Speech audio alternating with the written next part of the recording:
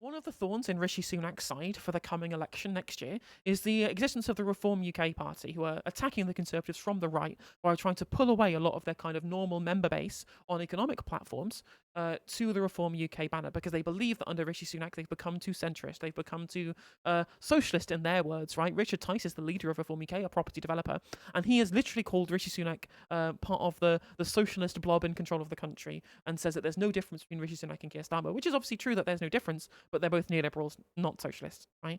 So the Conservative Party, despite being incredibly right-wing on both economic and social policy at the moment, there is apparently not right-wing enough for some people. And so Richard Tice, who has taken over from leadership of Reform UK, which previously was the Brexit Party under Nigel Farage, who's technically still the president of the party, but not the party leader anymore, to try and take the Tories to task. Ben Habib was talking about this. He's another member of Reform UK on GB News, specifically talking about how, because of Conservative failure, they cannot be gifted incumbency, even though Keir Starmer is slightly, ever so slightly, to the left of the Conservatives on policy. Keir Starmer is right-wing enough that the right-wingers, the absolute right-wing headbangers in Reform UK and in the Brexit Party, on the right wing of the Conservative Party, feel like it's not too far to the left for them to want to kick Rishi Sunak out of power so they can consolidate right-wing power in the Conservative Party, or by usurping them totally with a further right party such as Reform UK. Now, Reform UK are positioning themselves as a kind of populist party at the moment, with talks about immigration and things like that, and wanting to have more free market policies and less regulation with regards to fracking, etc., etc. So there's this real kind of split in the right-wing politics on the front line at this point. Now, Nigel Farage is the president of Reform UK. He is not a party leader or someone who's going to be standing at election yet. Now, there has been discussion, a long time of discussion actually, really, on Nigel Farage's frustration with Brexit. He was said actually publicly on Newsnight the other day that he thinks Brexit itself has failed, which is obviously a big admission for him, as it was his baby, right? In UKIP, for example, in the Brexit Party, his was a single issue was trying to get out of the European Union. And he has plenty of belief that one of the big failures is that even after Brexit, immigration hasn't fallen, legal immigration hasn't fallen. And I think that it is basically a fact at this point that immigration is being used by the Conservative government to boost economic growth, because they know they can't get it from anywhere else, and it's an easy way of getting growth when their other neoliberal policies have failed. And so that's why you get a big focus on illegal migration, because it means that people stop focusing on the legal migration that is also at a very, very high, as we saw from the Politics Live segment that we covered earlier. Now, because of the failure of the Conservative Party and their weakness electorally, I do genuinely think, even though he's not planning on standing right now, and that he's been pretty coy about his potential for coming back to frontline politics at the moment, I really do think that Nigel Farage will indeed be standing for election at the next election. I think he'll make a return to politics, and he had a discussion about this issue on The Spectator, on their YouTube channel, the other day. I think it's worth watching, interrogating some of the claims that get made, and some things that he says around immigration and around future politics. So we shall see what he does indeed say, and I think it'll be worth examining the potential of his return to politics. Nigel, you made some waves this week by saying that Brexit has failed.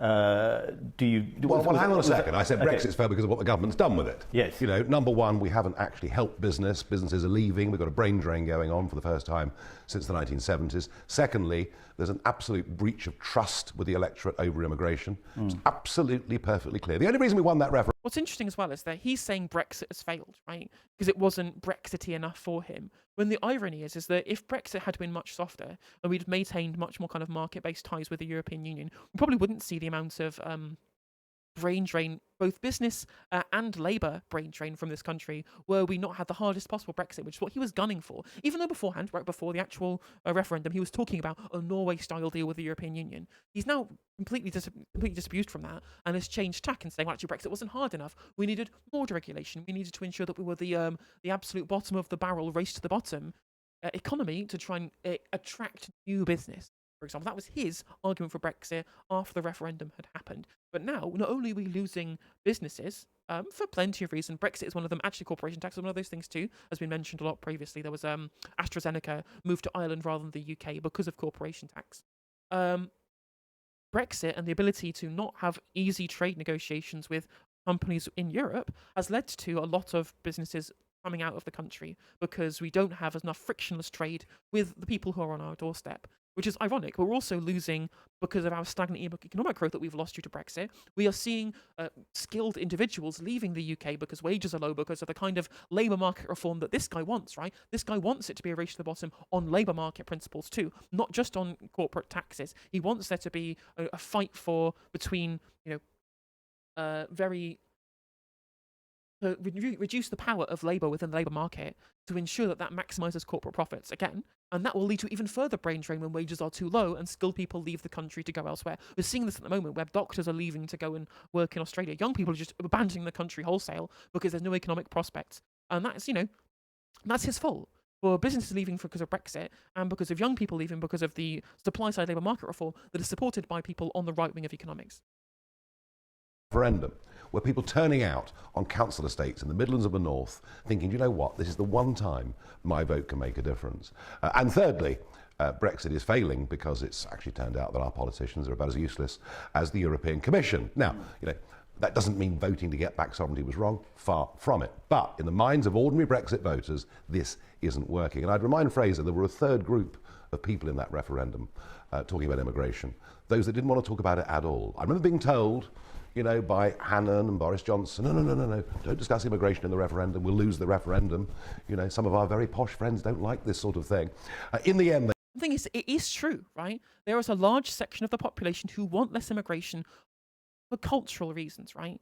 That it's basically, received wisdom at this point. It's basically uncontestable that the migrants increase economic growth, right? That's always just kind of an objective fact. That the more immigration that you have and the bigger your population, the more economic growth that you do have. I mean, you've seen the problems with Japan's stagnant economy because of their stagnant population. Bring in more immigrants, easy economic growth, it's very, very simple, right? Depends on where that economic growth goes, though. That's obviously the question that I have rather than curtailing immigration. But people don't really care about that. They really care about the cultural aspect of immigration, seeing fewer people who they don't think belong to traditional British values, i.e. are not white, within the country. And that's a lot of where the anti-immigrant sentiment came from in the run-up to the Brexit referendum. They were forced to talk about it reluctantly. But they never, ever, Boris never intended to reduce the numbers of people coming into this country. So the first fundamental... Well, the Conservatives never want to, because they run on a platform of economic growth, right? The one thing that they're supposed to be trusted with is their fiscal responsibility. And if we start going into recession, if we start having high levels of inflation like we're having now, you see what happens to the Conservative poll numbers, right? Once they shit their economic credibility down the toilet, there's nothing that they can run on. And if they just massively curtail immigration, that affects economic growth, which is their primary way of winning the election. Now, we all like to think, and I would say that I think there is a lot of ideology that comes behind what Conservatives do and say. It's clear they have a lot of ideological biases. But one thing they actually really fundamentally care about, the vast majority of the time, they mostly just care about winning the next election. They want to do whatever it takes to win the next election. And this is why, as I said before, this is why they're focusing so hard on illegal migration. Because they don't want to talk about legal migration, which is currently quite high, right? Actually, almost record levels of legal migration. But if they distract people with illegal immigration, then they can continue actually not pandering to their own voter base and to swing voters in red wall constituency, because they will have lost focus on the increased legal migration, which, as I said, I believe is a good thing. I think migration is a good thing, both for economic growth and for cultural growth as well. But swing voters in the red wall, this specific group of people who did support Brexit, those people disagree with me. I will not say why. I'm not going to speculate as to why. People are pointing out in chat, but I'm going to be reasonable. I'm going to try and at least see things from their perspective when a segment of this I'm going to put up later. They do disagree with that, and those people will think that they are not getting the things that they wanted from Brexit, right? They weren't doing Brexit for economic reasons. And I think that's what a lot of people on every single side of the political spectrum just miss, right? And they continually saying, look how bad Brexit has damaged the economy, and which I would say that too. But that's not going to resonate with people who didn't vote for Brexit because they wanted to see a stronger economy. They didn't want to become the libertarian dystopia and free market-driven economy that people like Farage want to be able to see, people like Richard Tice want to see, right? This bottom of the barrel, race to the bottom economy. They don't want that. What they do want is less immigration. Question to address is that breach of faith. I think it's very strong and very real. And secondly, let me say this. The electorate assumed with Brexit that immigration had been dealt with. And they're now beginning to understand that it hasn't been dealt with. And you may well say there's no populist party in British politics at the moment. There will be. It's coming. The disconnect is bigger now than it was in 2010. I could see in 2010 that the political and media class in London just had no idea what everybody else in the country was talking about. And I think we're heading back to that, and quite quickly. Let's get on to the few. The irony is we're not talking about that. We're not actually thinking about that at all. People are far less caring about immigration right now than they were before. They actually are caring really about the cost of living. They're worrying about the public services. They're worrying about the NHS. Right? They're worrying about all of this kind of stuff. And immigration is way down on people's list of priorities currently. And so I think just Nigel is dead wrong. It just shows that actually he isn't a man of the people. He doesn't really on the ground talking about people's real concerns. He's too busy in his little headbanger bubble, who only cares about this singular political issue. Because he doesn't agree with the public on economics either. He's far further to the right on economics specifically than even the quote-unquote red wall voters and the silent majority that he claims that he's there and speaking for. Future of populist politics in a moment, because I think that's where this should go. For now, it's fair to say, polls suggest that immigration has dipped in terms of the issue which voters consider most important. I think it's now fourth, or is it fifth now? Well, if it's not being discussed, that's not surprising. I mean, if there is no coverage of the issue and people don't know what's going on, that's not surprising. And there is the rub, right? That's the important bit, and the reason why I wanted to react to this segment specifically to put up on YouTube later is him admitting, right? Specifically admitting that people only care about immigration when it's plastered across the right-wing press, right? The only time that the immigration becomes a massive issue for people is when, for example, you're hearing it being absolutely sirens blazing across the Mail, the Express, the Times, the Sun, all of the tabloid media talking about the dangerous levels of immigration, for example. He is admitting that people only care about it when it's becoming the bugbear of the tabloid press. And he's like, well, how can people care about it if they're not having their consent manufactured to care about it? Yeah, exactly. When people have real problems, like they're having now, they are not going to get distracted by this stuff, and so people don't talk about it, right? There's far more pressing things that the papers are talking about currently. And you can see when you look at the graph about people's perception of whether immigration is a problem, it's directly tied to the amount of media coverage of the issue. And so, yeah, people don't care about it as much. A, because there's bigger problems, and B, because you're right, yeah, because the press aren't talking about it. Because this is always press-led rather than led by the quote-unquote will of the people, Nigel. Again, because he doesn't actually know any real people in this little investment broker bubble. The reason that immigration became the big political issue that it was is that people in their minds linked it to membership of the European Union. That was what the UKIP surge was all about. That's what you... Well, literally, because that's what the consent was manufactured to do. Again, he's literally saying, well, actually, no, immigration wasn't a problem with the EU now that we've left and immigration is higher. But we made sure that people were linking that in their minds, right? We made sure that there was that political connection that UKIP was there to do. I'm like, oh, okay, brilliant. Okay, fantastic. You've admitted again that this was something that you manufactured the consent for rather than some kind of nascent political movement born from out of the grassroots of people. You successfully did. Yes, and it took me years. Yeah. It took me years to make that connection. And from 2004... I said to all the people working with me, once I can make this connection, this political party is going to a different place. I think, over the course of the next year or two, people will start to make the connection that the reason there's a housing crisis is mass immigration. The reason they can't get a GP appointment is mass immigration. The reason they're lying... The thing is that they always talk about this issue, well, you can't get access to services, to commodities, because there's too much competition for the commodities, because there's more immigrants. But immigrants also contribute to economic growth. They are consumers, they are workers, they are people who contribute to the economy on both the supply and demand end. If the economy grows in proportion to the amount of additional population that you're gaining, that will increase the tax base, which means there's more money to be spent on public service. You're going to upgrade it proportionally to the new people coming in as immigrants. And also, that will also increase the demand for commodities, which will increase the supply, in turn. This is a nonsense opinion, right? The only reason why, the issues we're having with regards to housing can be blamed on immigrants rather than the actual reason that the problem is because there's too much speculation. There's too much liquidity in the housing market that's being pumped in by investors rather than owner-occupiers, right? Rather than, being spent on ensuring that there is council housing, right? Obviously, planning is a problem. I do admit that there is indeed a planning problem, right? So the supply cannot meet the demand, right? Increased demand cannot be met by supply because the supply is too constrained.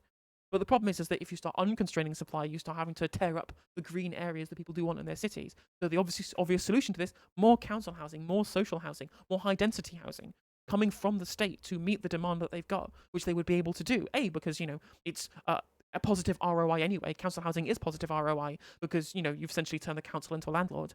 And second of all, there is an increased tax base because the population that's coming in as immigrants pays additional taxes to increase the take-up to be able to be spent by the councils on this additional council housing, right?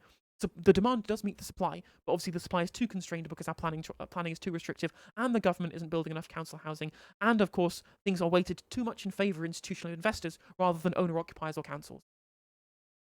Lives are more miserable than they were 10 years ago. Their quality of life is diminishing, is because of the population crisis and explosion in this country. But in what way is it a crisis? You're living in London, earning good money, living in a lovely house, talking about rich Hindus who happen to be our Prime Minister. Go out onto the council estates, meet people. I think you'll see the odd Do you know my Yeah, the council estates are bad because there's not enough council housing. That's your policy. Right-wing people like you make sure that the state doesn't spend money on this stuff, that councils don't spend money on this stuff, right?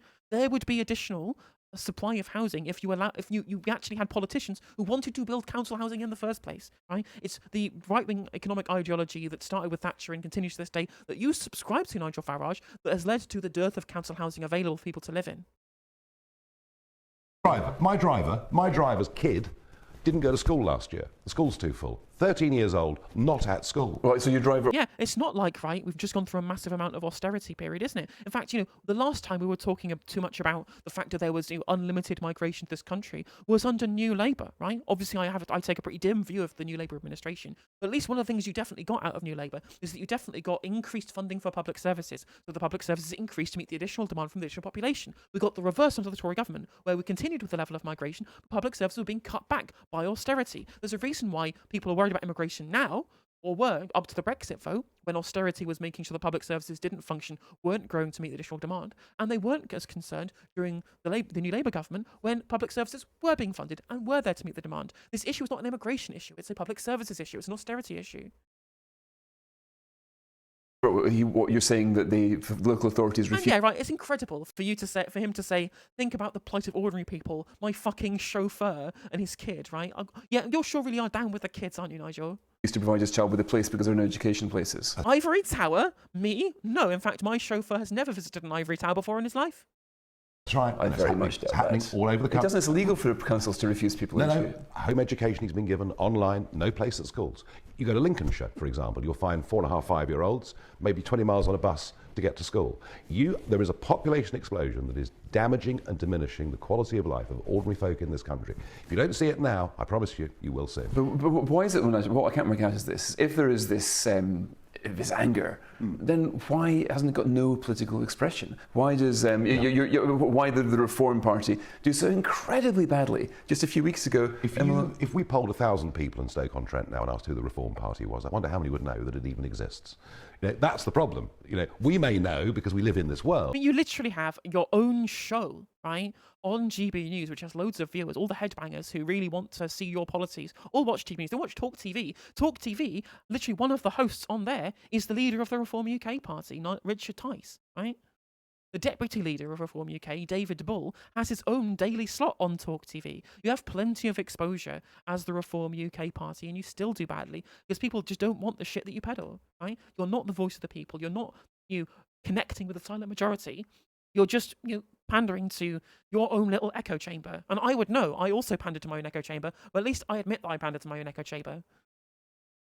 Ordinary folk don't know, and actually establishing political movements is not an easy thing to do. And Reform is effectively, it may be a follow-on from the Brexit Party, but effectively it's a new political... And again, there is right, obviously Brexit Party got huge amounts of support in the European elections before the 2019 general election. So there is clearly, there was people who do know who you are. Like, Nigel Farage is a massively well-known political figure. And, he's so well-known and so liked by a lot of people for the things that he does say on specific issues, not economics, but usually around immigration like he's talking about here, or at least he was at the time. But there was a poll done in 2021 that I think if Nigel Farage was to return to politics and be a political figure, people would be drawn to voting for him rather than the main two parties. So he does still have political clout, and the idea that people don't know who he is, I really don't buy that.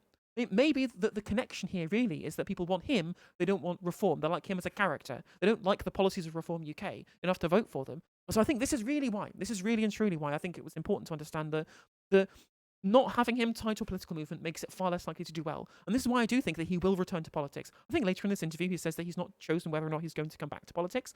But as the president of Reform UK, I do believe that it is within his own interests to return to politics for Reform UK to try and either move the Conservatives over on policy or to usurp the political power of the Conservatives by drawing on his own natural, essentially, fan base, right? His stans, I guess you could call them. Party. So 2 things I would say. Number 1, the reason we're not seeing this expressed more is because it's not been given voice, but it's beginning to be. We're having this national debate now about numbers.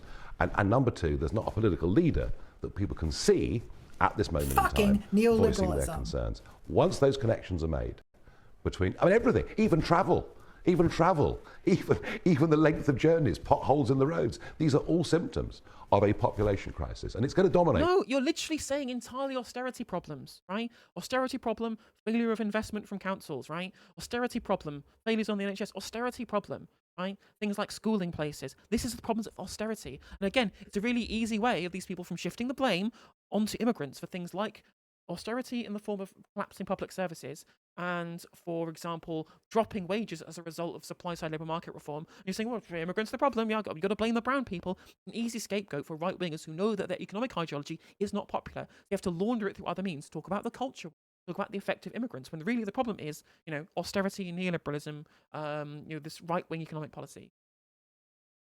British politics over the next 10 years. Is it not a problem then that, if, as you say, because of Brexit, Brexit came about because people linked the European Union and mass migration. Now people will say, well, we've had Brexit and we still have mass migration. No, what they'll say is they lied to us.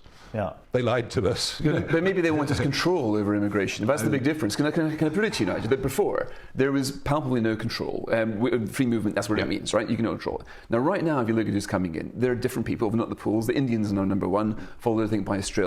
Then you have Nigerians, then you have Americans. Now, to get a visa for this country... And the thing is that actually this level of non-EU migration was similar to those levels, even when we were in the single market, whilst there was freedom of movement. Sure, there were a lot of people moving here from Eastern Europe as well, but there wasn't such a huge portion of our migration that would mean that immigration would suddenly fall off the face of a cliff after Brexit. So, you kind of did lie to people, right?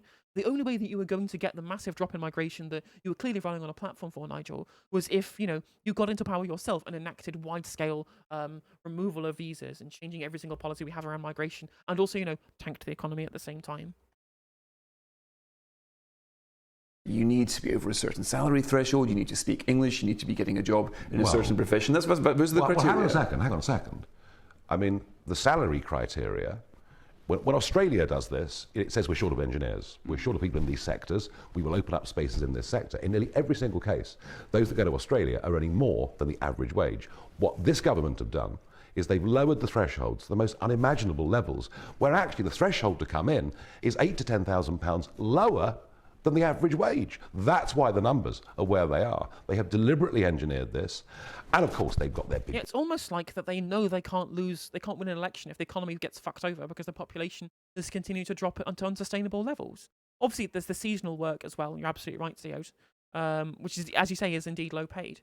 But there's that problem of needing the immigration to keep economic growth that these people keep telling us that they want, right? They keep telling us that we need to grow the pie, for example. Well, let's get people in. Liz Truss actually is smarter on this, unironically, than Nigel Farage. Like, Liz Truss was fighting against the Home Secretary at the time to increase migration to what the levels we're seeing now, which so she got what she wanted, to ensure that there was this supply-side effect for labour for economic growth, right?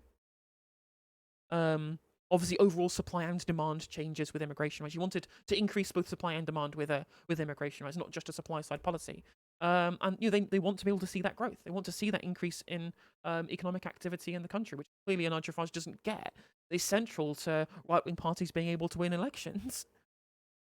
But also, if you do what he wants and you increase the threshold so it's only high earners coming into this country, then it means that what you're doing is just they're going to take high-earning jobs from the native population of Britain, which will depress working class wages even more than what happened previously, where working class Brits would then get promoted into managerial positions, so that people coming from low earners from other countries would come in and fill the positions at the bottom as the economy expanded and the positions at the bottom of the economy increased to be able to meet the additional demand that was needed. Business friends encouraging it. But equally, as you point out in your article, there is this massive welfareism problem of 5.3 million people. And it appears at the minute that no political party's got the courage to take that on. So it's all well and good to say you have to pass these tests to come in, but we've set the threshold so low in terms of qualifications and income, as for it to almost be meaningless. Maybe this is making it more palatable, though. Maybe that is why, when there's a recent poll asking people all over the world what do you think of immigration, Britain emerged as the most pro-immigrant country in the world, other than, I think, Norway. And I wonder if that's because we see immigration differently now. Now that Brexit has come along, we know that to get a visa you need a job. Nobody's really talking about lazy foreigners who aren't really... these are people who are by and large... It's almost like that was always a lie. That was never a thing and was just constantly bombarded into people's eardrums by the right-wing press, as you have literally already admitted in this interview, Nigel. More likely to work than Brits now. Nobody was ever talking about lazy foreigners. That was never the argument. The argument was about wage compression. The argument was about difficulties getting onto social housing lists. The argument... And again, these are all consequences of his economic policy that he supports on the right wing, right? This is his fault. Or I say his fault, he wasn't in power, right? But if he was in power, he would still be kneecapping the union, right? He would still be reducing red tape for businesses, for example. He would be the one ensuring that there was a race to the bottom on wages, for example. He'd be the one having free ports and investment zones and charter cities. That's what he wants. He wants the libertarian dystopia where workers earn nothing and all the gains go to the 1%, right? Wage compression was never the fault of immigrants. It's the fault of right-wing economics. It was about fundamental changes in community. The argument was about the fact, well, why is no one speaking English in this street? They were very, very different arguments, and they were arguments very firmly rooted around community, around family, and of course the ironic social conservatism. What's interesting is he says, the people don't want to hear people speaking non-English. They want people who are different skin colour to them, and then says, this is about community and family. Yet, there's definitely, community and family, Nigel. That's definitely exactly how I would describe those concerns. Of so many Labour voters, which actually is still there. I mean, those red wall voters are surprisingly small c conservative and patriotic. Yeah, literally, his wife's fucking German, right? How dare you besmirch the community cohesion in your area, Nigel, by bringing someone from a different country who speaks German, right? Why are they not speaking English? How very dare you? Think of your own community that you're ruining by bringing in Germans. Do you know when we fought the Germans in the Second and First World Wars? Why are you fraternising with a sausage-munching Bosch, Nigel? People in many, many ways. So, no, I think that the idea that, well, we've got back control. We've chosen not to use it, but we've got control, so we're all happy. I think it's for the birds. It's almost like it wasn't about Europeans or, all these things. It was about brown people, right? Or people from Eastern Europe, like Slavs who were not counted as being white until very, very recently. Isn't his wife a member of the Alternative für Deutschland? I wouldn't be surprised. Like this idea that they feel like there's something kind of unique that unites Europeans, this very recent ideology about united Europeanism on ethnic grounds, perhaps. But they would both agree that they want to kick out certain kinds of immigrants, and then went for Brexit, and then said that it was about immigration for people, changes of people not speaking English in their community. If the people not speaking English in the community fucking neoliberalism. Hey, thank you for the gifted sub. Thank you very much, Kev. I mean, you focused a lot on illegal migration in your immigration, yes. in your journalism and so on. Yes. Do you think the fact that is such a media preoccupation distracts from the issue of legal migration, which, as you say, is... The reason I did that, the reason I went on this illegal immigration thing back in sort of late 19, early 20, is because nobody else wanted to talk about it. It was literally being buried under the carpet. So I thought, well, I'm going to cause a bit of noise on this and because it was obvious to me in 2020 that the numbers that came would explode. Because virtually nobody was being deported anywhere else, and you can come in, be put in a hotel. You literally stay in a 4-star hotel and go to work every day in the black economy and earn cash. It's happening all over the country. So I pushed that because I wanted it to become a big issue. Also because my fear from 2015, and the reason that I used that breaking point poster that so upset the metropolitan elite, is that my thing that looked exactly like a Hitler poster, definitely. Oh, look how triggered people were by me doing a poster that looked very similar to something that was used by the Nazis. That was funny, wasn't it? Just jokes, just little Nazi jokes that we do. EU have made the same mistake with the Mediterranean, and I feared that unless we got a grip through Brexit, that we'd face a similar wave. Now, it may not be the same numerically, but symbolically, the boats crossing the English Channel is. And by the way, the numbers that have crossed into Europe so far across the Med is treble last year. So there's more of this coming.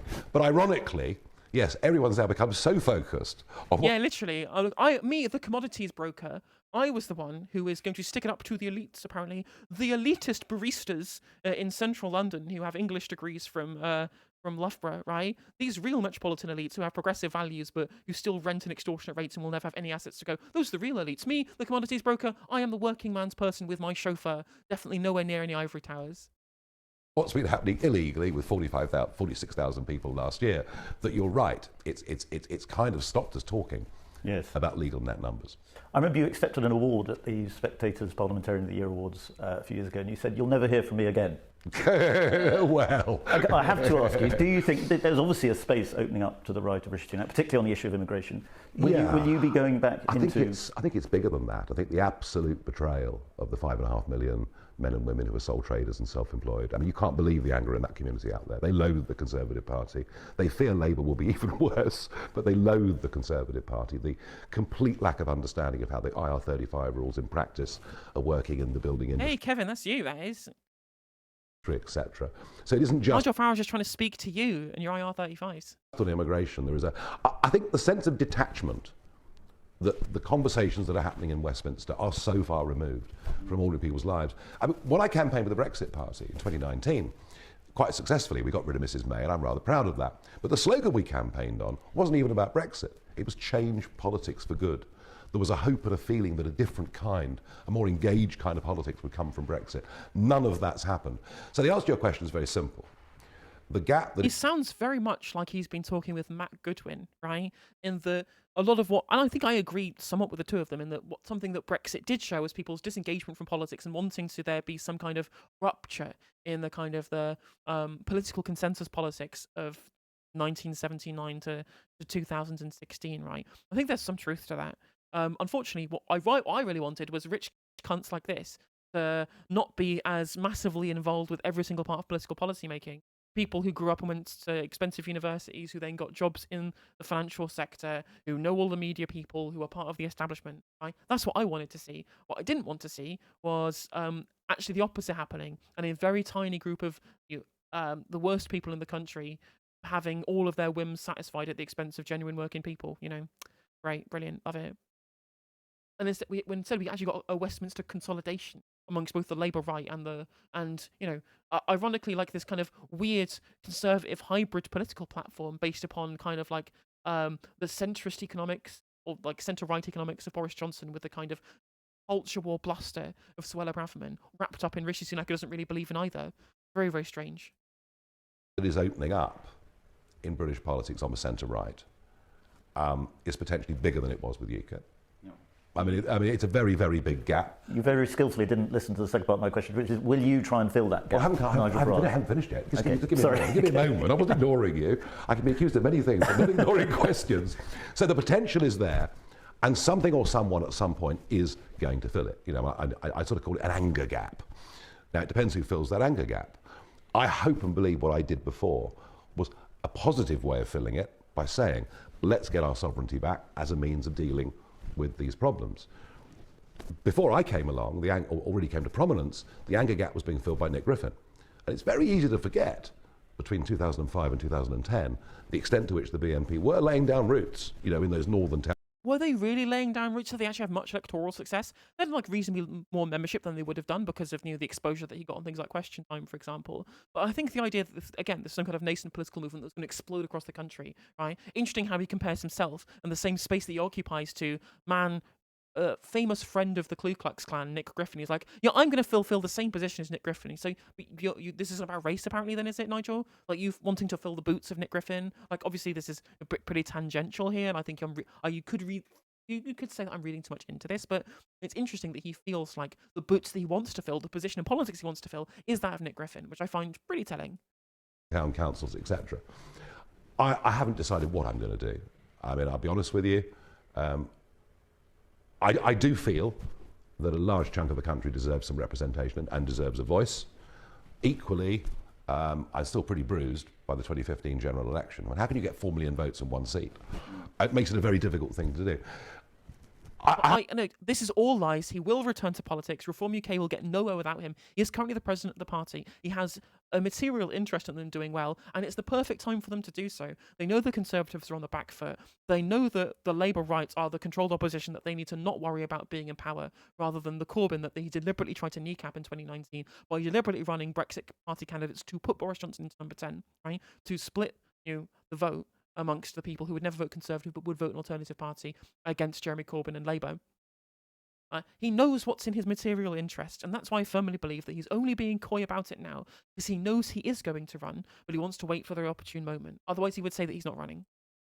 I haven't decided what I'm going to do, but something's going to come along, and if it's not me, it'll be a Nick Griffin Mark II. We will have a rise of something way out on the right. It's happening as we speak all over Europe, albeit aided by a proportional representation system. Something is going to change. Something is going to crack, and I think, coming back to UK politics, I think I've got a better understanding of those red wall voters. I think that's also a problem, in that trying to get normal politicians on side to be part of his party is a big thing. But I think, if he takes the people like Ben Habib and Anne Widdecombe and Richard Tice and kind of keeps them in the kind of foreground without letting like the deranged like Alex Phillips types or Dr. David Bull and allowing them too much kind of airtime. He needs to manage his potential people that are involved pretty carefully. But there are big names involved in Reform UK, far more so than you got from the Brexit party at the time. And if he manages his resources carefully, he could be a force to topple the Conservative Party come an election period where he might get more of a platform. And again, he is the figure that they would need to be able to carry them forward during an election. Than pretty much anybody, frankly. Yeah, again, you're absolutely right, Kevin. He literally says in this interview, right, if I don't do it, Nick Griffin type person will. I'm like, so, well, what does that say about you and the policies that you support, right? They were the people that were the backbone that built UKIP up into being a major party in British politics. And if the Conservative Party on its current course thinks it's got any chance of winning a single one of those seats, then I'm afraid they're deluded. The only thing that might save us is this. The one thing the Conservative Party is really good at is survival.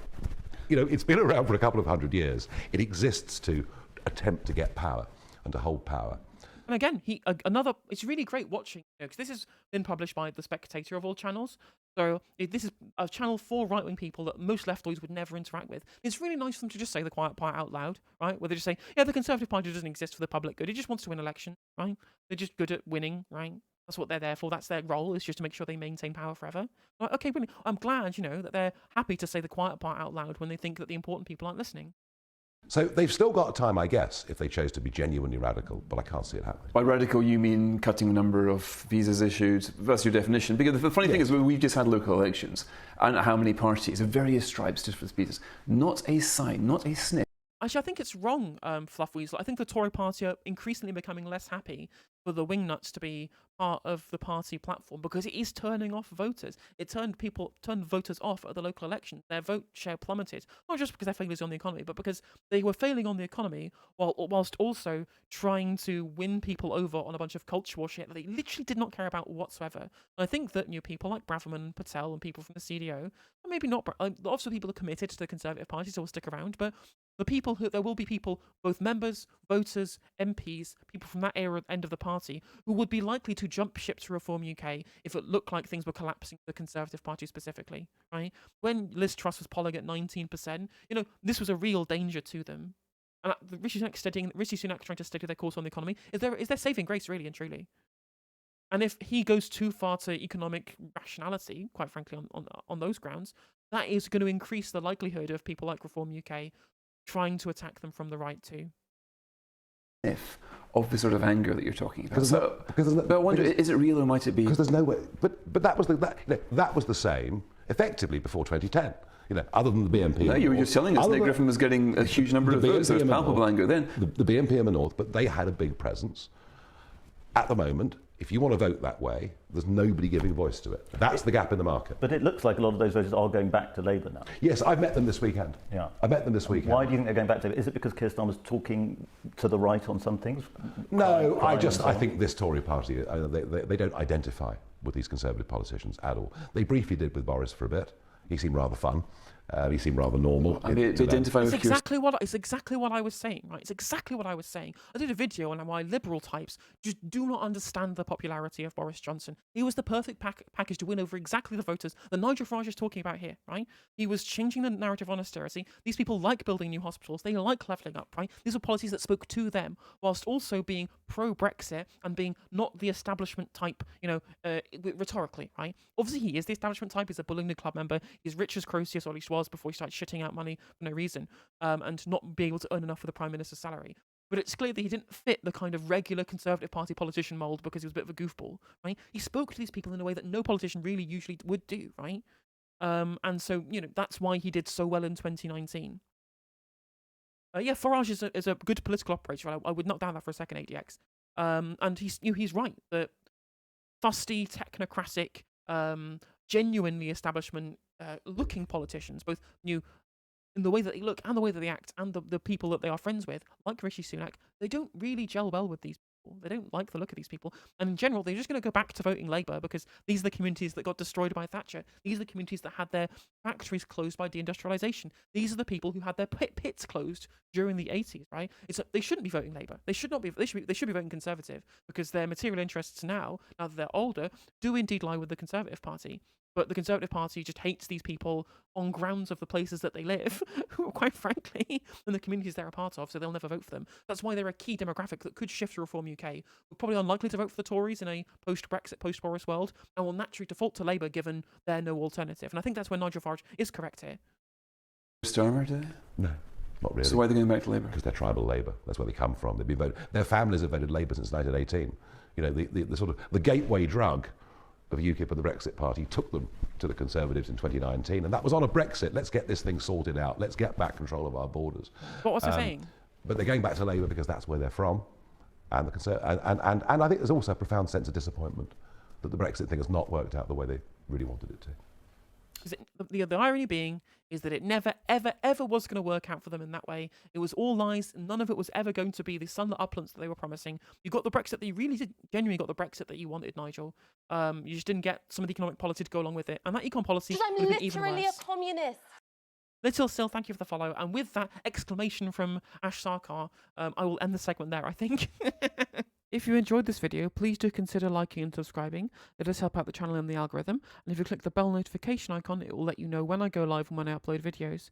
If you'd like to follow me on social media, my handle is @NoJusticeMTG, and that is Twitter, TikTok, Facebook, Instagram, Twitch, and YouTube. If you want to support my channel in a more financial manner, you can do so by becoming a member for just 99p, by super chatting, or by supporting me on Patreon, with the link is in the description of this video. And hopefully I'll catch you on the next segment.